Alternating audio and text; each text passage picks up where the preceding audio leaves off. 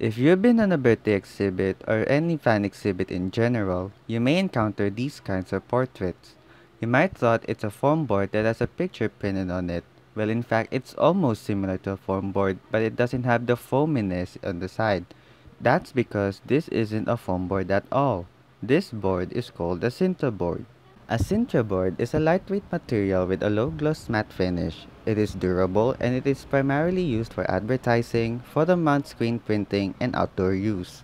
Due to its smooth texture and durability, it is best used for photo exhibits, and by looking at it, it really does fit the style, especially for blank or minimalist walls. If you would buy a Sintra board, it might cost around 90 to 400 pesos depending on the size, thickness, and the number of boards each pack.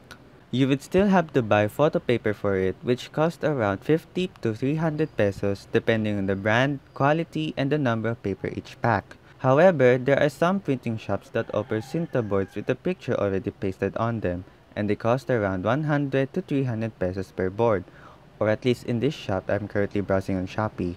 But did you know that you can actually make your own Sintra board style of portraits for less? In today's video, I'm going to teach you how.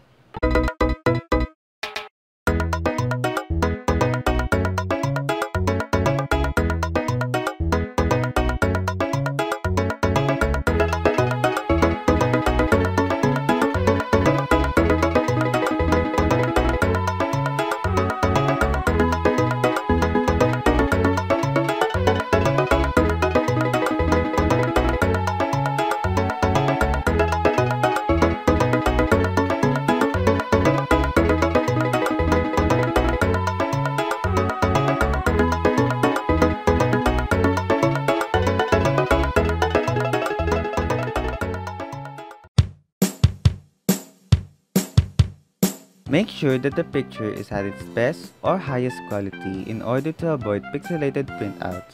You can check it by zooming into the picture and see if it didn't decrease the quality. If the quality is consistent and alright, then you're good to go. Right-click the file and select Print. Then select the size of the vellum paper you have.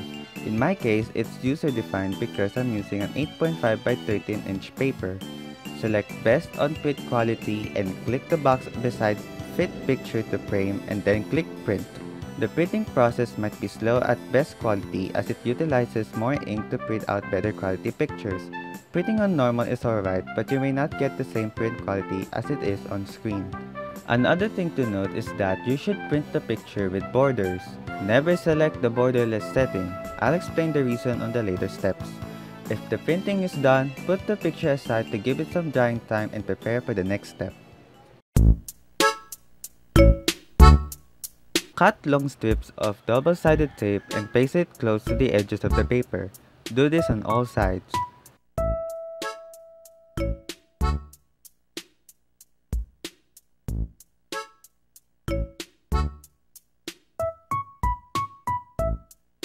Then remove the paper on the tape to expose the other sticky side. You may want to press down on the edges of the tape using a pair of scissors for you to remove the paper easily. If you're asking why I didn't use glue, it's because first of all, I don't like glue. Second, it might ruin the picture because of its adhesive residue. And third, it makes the paper wrinkle if you paste it on the board. When done, place the picture to the illustration board very carefully. Aim for the size of the board for you to paste the picture easily.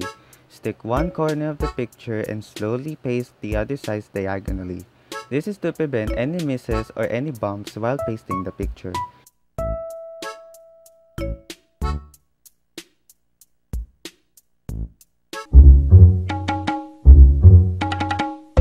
Remember when I said that you should print the picture with a border around it?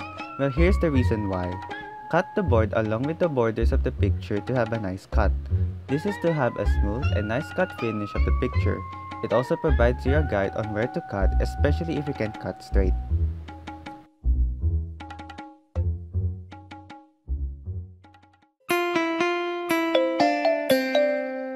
Cut a sufficient amount of plastic cover for the portrait and cover as you would cover a book.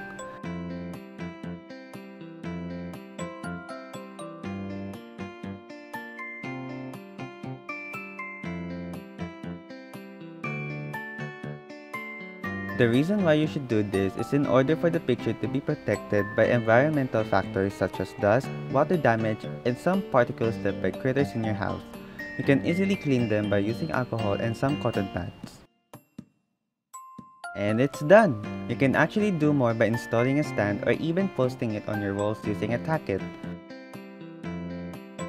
Also, this is not just limited to K-pop idols or Thai actors such as this one. In fact, you can make one using a picture of your pet, your family, your favorite video game, etc. etc. With the materials listed, you could actually have 9 portraits, and that's way more cheaper than buying one portrait on a cinder board. You could actually use substitute materials if you don't have any materials listed, such as bond papers in substitute for vellum papers and folders in substitute for illustration boards. And that's it for the end of the tutorial. I hope you learned something today and probably have an idea on something to do during these times. If you want more craft tutorials, you can do so by leaving a comment down below. Make sure to click like, subscribe, and the bell to be notified for new videos. Thanks for watching!